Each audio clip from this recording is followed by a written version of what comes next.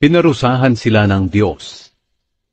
Kaya sinabi ng Panginoong Diyos sa Ahas, "Dahil sa ginawa mong ito, parurusahan kita.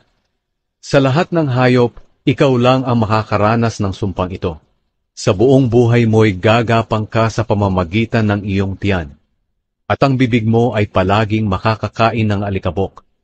Ikaw at ang babae ay mag-aaway. Ang lahi mo at ang lahi niya ay mag-aaway din. Dudurugin niya ang ulo mo, at tutuklawin mo ang sakong niya." Sinabi rin niya sa babae, "Dahil sa ginawa mo, dadagdagan ko ang paghihirap mo sa pagbubuntis, at mararamdaman mo ang sobrang sakit sa iyong panganganak.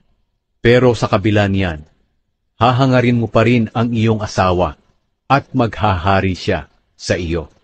Sinabi rin niya sa lalaki, "Dahil naniwala ka sa asawa mo, at kumain ng bunga ng punong kahoy na ipinagbawal ko sa inyo, susumpain ko ang lupa, kaya sa buong buhay mo ay magpapakahirap ka ng husto para makakain. Tutubo sa lupa ang mga damo at halamang may tinik. Ang kakainin mo'y manggagaling sa mga pananim sa bukid. Kinakailangang magpakahirap ka ng husto para makakain, hanggang sa bumalik ka sa lupa na iyong pinagmulan. Dahil sa lupa ka nagmula, sa lupa ka rin babalik."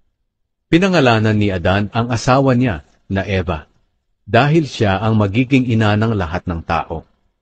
Pagkatapos, gumawa ang Panginoong Diyos ng damit mula sa balat ng hayop para kay Adan at sa asawa nito.